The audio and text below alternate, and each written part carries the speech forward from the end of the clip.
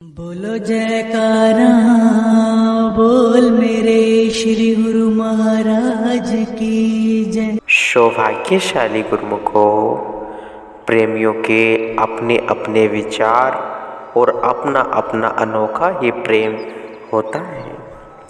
कई प्रेमी श्री गुरु महाराज जी के श्री दर्शन मात्र से, कई मधुर मुस्कान से तथा कई मधुर प्रवचन से प्रसन्न होते हैं। श्री सद्गुरुदेव महाराज जी जिस भाव के प्रेमी को देखते उसी रूप में उसका भाव पूरा कर देते हैं। ऐसे ही भक्त बलराम जी के मन में श्री सद्गुरुदेव महाराज जी की निजी सेवा करने की भावना दृढ़ रूप से घर कर गई। उस समय अभी वे अपने रहबर महात्मा ध्यान सुखानंद जी के साथ सत्संग पर होते थे। इस भावना के साथ साथ उच्च संस्कार तथा श्री सद्गुरुदेव महाराज जी की कृपा की जरूरत थी। जैसे पुरुषार्थ और भाग्य, इन दोनों में मौलिक भेद नहीं है। पुरुषार्थ करने पर भाग्य स्वयं बनता है, परंतु कभी कभी भाग्य ऐसा शक्तिशाली बन जाता है कि किए हुए पुरुषार्थ का फल लुप्त हुआ नजर आता है। ऐसे ही भक्त बलराम जी की रुचि सत्संग में कम होती गई। इस निजी सेवा की तीव्र लगन ने उनके मन को बेचैन कर डाला। ज्यों ही समय बीतता जाता त्यों ही श्री चरणों में पहुँचने की लगन प्रबल होती गई। उनकी यह भी इच्छा थी कि मैं श्री आनंदपुर में श्री पावन दर्शन कर हर समय करता रहूं। अंत में इस भावना ने उन्हें इस प्रेम की लहर में वहा दिया कि उन्होंने श्री चरण कमलों में एक विनय पत्रिका लिखी। इतने प्रेम में दीवाने बन गए कि पत्र डाक भी उड़ाने की अपेक्षा उसे नदी में फेंक आए। हृदय की गति न जाने उस समय किस धारा में झकोले ले रही थी, उसका उन्हें ज्ञान न था। वापसी उत्तर की प्रतीक्षा में दिन रात बाट जोड़ने लगे। यह दिल के तार श्री सद्गुरुदेव महाराज जी तक पहुँच गए। इधर करुणा के सागर श्री सद्गुरुदेव महाराज जी ने अपने सेवकों को आज्ञा दी कि एक पत्र भक्त बलराम जी को लिखो कि वह शीघ्र ही श्री आनंदपुर में पहुँच जाए। जब इन्हें कृपा पत्र प्राप्त हुआ तो इनकी खुशी का ठिकाना न रहा। वहाँ से चलकर श्री आनंदपुर पहुँचे। श्री आनंदपुर पहुँचे, श्री दर्शन कर आशीर्वाद प्राप्त किया और श्री आज्ञानुसार श्री आनंदपुर में रहने लगे।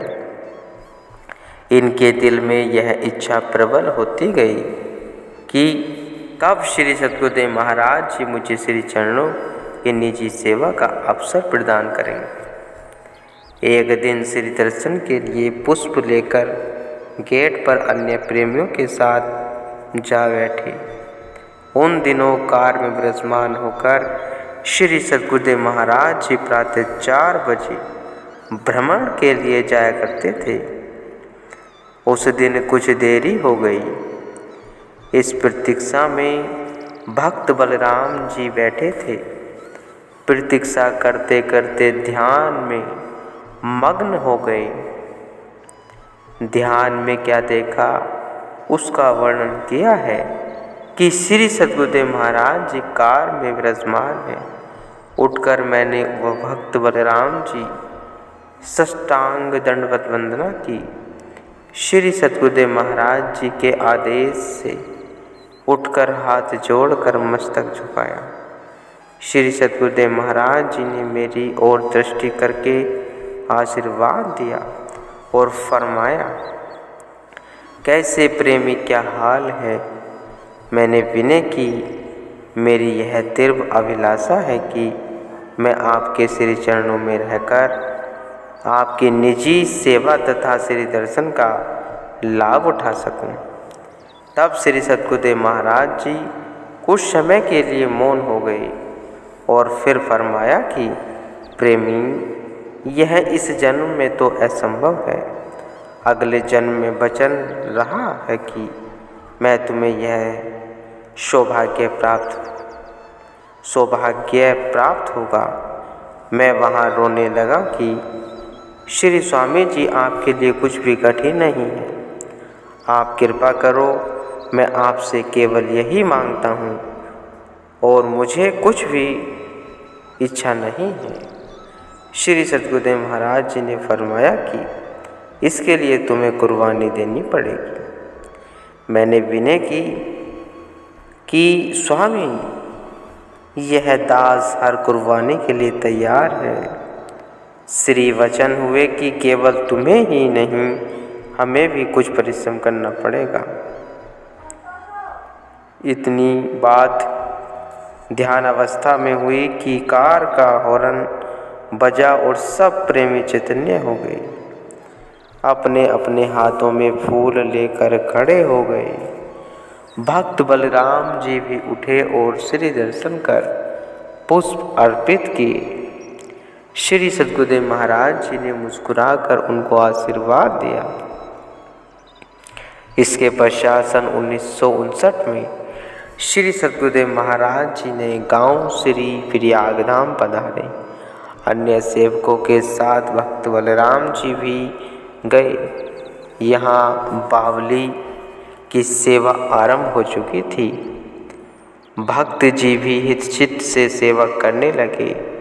जब बावली कुछ गहरी हो गई तो एक दिन इनके दिल में एक आंतरिक प्रेरणा हुई कि अब कुर्बानी का समय है, तैयार हो जाओ। उसके ठीक 2 दिन पश्चात बावली की सेवा करते हुए इनके सिर पर एक तेज धार का पत्थर पड़ा, जिससे सिर में 3-4 इंच गहरा जख्म हो गया। भक्त जी वहीं मूर्छित होकर गिर पड़े। इससे कुछ समय पहले उन्होंने वापसी चर्चा में कहा कि मेरा विचार है कि मैं सेवा करता हूँ, शरीर छोड़ूं, सेवा करते हुए शरीर छोड़ूं। भक्तजनों ने देखा कि इनकी दशा अति शोचनीय थी। देखने से ऐसा लगता था कि सिर के 2 भाग हो गए। इनके बचने की कोई आशा न थी। सबने कहा, देखो, अपने विचार अनुसार ही इनका अंतिम समय आया है। परंतु किए क्या मालूम ही कि अभी उनकी तीव्र भावना और कुछ और थी। पुणे के बड़े अस्पताल में इनको ले जाकर दिखाया। डॉक्टर ने पूरी जांच पड़ताल कर कहा कि बचना कठिन है। सिर की हड्डियाँ चूर चूर हो चुकी हैं। सेवकों ने श्री चरणों में सब वृत्तांत सूचित किया। श्री सद्गुरुदेव महाराज जी ने फरमाया कि उसे अस्पताल में भर्ती कर डॉक्टर को कहो कि अच्छी तरह से चिकित्सा करें, सब कुछ ठीक हो जाएगा। श्री सद्गुरुदेव महाराज जी के श्री वचन सुनकर प्रेमी पुणे गए और चिकित्सा आरंभ हो गई। श्री सद्गुरुदेव महाराज जी भी देखो अपने प्रेमी के लिए क्या कुर्बानी दे रही हैं कि 3 दिन तक न रुचि से भोग लगाया और न ही किसी के साथ बातचीत की। अंदर ही अंदर अपने भक्त को नया जन्म देने की सोच रहे थे। वे अपने सेवक की भावनाओं को पूरा करने में संलग्न थे। सेवक यह देख रहे थे कि बाहर से तो भक्त जी का शरीर कुछ गर्म था, लेकिन होश लेकिन होश बिल्कुल नहीं था। इधर भक्त बलराम जी ने बेहोशी अवस्था में अंदर ही अंदर देखा कि यह धर्मराज के दरबार में पहुंच गए। चित्रगुप्त इनका हिसाब किताब देख रहा है, परंतु इस दृश्य को देखकर भक्त जी हैरान हुए और श्री सद्गुरुदेव महाराज जी का स्मरण किया कि मैं कहाँ आ गया हूँ। एक दिव्य ज्योति सुनहरे सिंहासन पर प्रकट हुई। धर्मराज जी व अन्य गुप्तचरों ने उठकर वंदना की। ज्योति सुनहरे सिंहासन पर प्रकट हुए धर्मराज जी ने अन्य गुप्तचरों ने उठकर वंदना की। उस दिव्य स्वरूप में श्री सद्गुरुदेव महाराज जी ने फरमाया कि यह हमारी रूह है, इसने अभी सेवा करनी है, इसे यहाँ क्यों ले आए हो। श्री गुरु महाराज जी के वचन सुनकर गुप्तचरों ने क्षमा मांगी। न जाने वह दिव्य ज्योति भक्त जी को साथ लेकर कहाँ लुप्त हो गई। यह कार्य वहाँ तो 15 मिनट में पूरा हो गया, परंतु इधर 3 दिन लगे। इधर भक्त जी ने 3 दिन पश्चात आँख खोली और नाम उपदेश का उच्चारण करते हुए करवट बदली तथा भक्त जी अन्य सेवकों के साथ बातें करने लगे। यह देखकर डॉक्टर तंग रह गया कि इनके बचने की तो आशा ही न थी। डॉक्टरों ने कहा कि इनका दूसरा जन्म है। इसके बाद भक्त जी के सिर की हड्डियाँ धीरे धीरे जुड़ने शुरू हो गई। श्री सद्गुरुदेव महाराज जी ने भक्तों को फरमाया कि उसका पूरा हाल हमें प्रतिदिन देते रहा करो। भक्त बलराम जी ने 5वें दिन पूरी घटना दूसरे सेवकों को सुनाई और सेवकों ने श्री चरणों में आकर विनय की। श्री सद्गुरुदेव दयाल जी से मुस्कुराकर फरमाने लगे, इसका सचमुच ही दूसरा जन्म है। पहला जन्म तो इसका समाप्त हो गया है। कुछ समय के पश्चात भक्त जी बिल्कुल ठीक हो गए और उन्होंने अपनी तीव्र अभिलाषा को पूरा किया।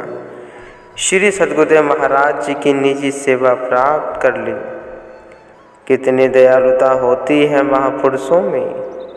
संसारी जीवों व अन्य प्रेमियों के लिए कितने ही कष्ट सहकर उनकी भावनाओं को पूरा करके उनका कल्याण करते हैं। जिसने भी सच्चे हृदय से उस दर पर पुकार की प्रभु को अपने प्रेम पास में बांधा, वह पुकार कभी भी खाली नहीं लौटती। इसके लिए अटल विश्वास, अचल निष्ठा, त्याग और प्रेम की आवश्यकता है। जिसने भी कुछ खोया उसने ही कुछ प्राप्त किया। उस करुणामय भगवान के भंडार में तो किसी वस्तु कमी नहीं है। प्रत्येक वस्तु वहाँ से प्राप्त हो जाती है। जो कुछ इंसान प्राप्त करना चाहे, देरी अपनी ओर से है, महापुरुषों की ओर से नहीं। भक्त बलराम जी के बड़े हित व पूर्ण श्रद्धा से दरबार की सेवा करने लगे। इसके उपरांत साधु वेश में महात्मा आत्मद्रपानंद जी अंतिम समय श्री दरबार सेवा बड़े उत्साह व चित्त से करते रहे। एक बार कुछ सत्संगियों ने मिलकर श्री चरणों में विनय की, हे प्रभु, हमें संगत अत्यधिक विवश करती है कि एक बार श्री सद्गुरु दीनदयाल जी को विनय कर नागपुर में ले आवे, ताकि हम सब श्री दर्शन के कृतार्थ हों। कुछ संगत ऐसी थी कि जो किन्हीं कारणों से श्री दर्शन के लिए आ भी नहीं सकते थे और श्री दर्शन की चाह में उन्हें अत्यधिक थी। प्रेमियों की इस तीव्र उत्कृष्टता ने श्री सद्गुरुदेव महाराज जी को नागपुर पधारने के लिए विवश किया और श्री सद्गुरुदेव महाराज जी उनकी विनय स्वीकार कर नागपुर पधारे। नागपुर में प्रेमियों ने श्री सद्गुरुदेव महाराज जी का भाव भीना स्वागत किया। सभी प्रेमी वह जिज्ञासु रात दिन श्री सद्गुरुदेव महाराज जी के श्री दर्शन तथा श्री अमृत वचन श्रवण कृत्य हो रहे थे। एक दिन श्री सद्गुरुदेव महाराज जी ने प्रवचन फरमाए। जिस प्रकार साधारण संसारी मनुष्य दुनियादारी के व्यवहार को अपना मानकर उसमें अधिक रुचि वह लगन से काम करते हैं और अपनी रुचि की धार उसमें लगा देते हैं, क्योंकि इसी काम को उन्होंने अपने जीवन का लक्ष्य समझ रखा है। वह काम चाहे कितने ही कठिन क्यों न हो, उसमें अपनी सुरती की धार को लगाकर सफलता प्राप्त करते हैं और इसी काम में ही अपना लाभ समझते हैं। जिस मनुष्य ने जैसा काम करना होता है उसी के अनुसार सामान इकट्ठा करता है। जैसे एक कपड़ा बेचने वाला मनुष्य अपने व्यापार के अनुसार उसी प्रकार का सामान गज, कैंची, कपड़ा आदि रखता है, क्योंकि उसका निशाना लक्ष्य सही कुछ है और अपने पूरे ख्याल की शक्ति को उसी में खर्च करता है। इसी प्रकार परमार्थ में जीव को अपनी सुरती वह ख्याल की शक्ति को लगाना चाहिए। दिल में हर समय मालिक की प्राप्ति के लिए ख्याल को दृढ़ करो। जो लगना चाहिए कि दिल में हर समय मालिक की प्राप्ति के ख्याल को दृढ़ करो। सद्गुरु की सेवा को अपना काम समझकर अपने दिल की गहराई में उसको स्थान दो। यदि काम को बिना रुचि वह बिना किसी ख्याल के किया गया तो सफलता का प्राप्त होना कठिन है। सद्गुरु देव की सेवा और मालिक की बंदगी में देखने मात्र से तो कई लाभ हानि दिखाई नहीं देते, परंतु आंतरिक दृष्टि में बहुत अंतर है। जो काम रुचि से किया जाए उसका परिणाम कुछ और है और जो बिना रुचि से किया जाए उसका परिणाम कुछ और है। अब सोचना इस बात को है कि जो काम दिल लगाकर वह रुचि से किया जाए उसमें बहुत लाभ है। श्रद्धा भाव है, दिल लगाकर सेवा करने से मन की दशा कुछ और हो जाती है। सद्गुरु की सेवा, भजन, अभ्यास व सत्संग से मन की अवस्था कोए से हंस की तरह हो जाती है और कोहे की खुराक मांस है और हंस की मोती। कौवा गंदगी पर बैठता है और हंस मानसरोवर में रहता है। देखने में भी कौवा काला होता है और हंस दूध की तरह सफ़ेद होता है, परंतु मन की प्रकृति, मन का स्वभाव तभी बदल सकता है जब मन को सेवा, भजन, अभ्यास व सत्संग में लगाया जाए। गुरुमुखो।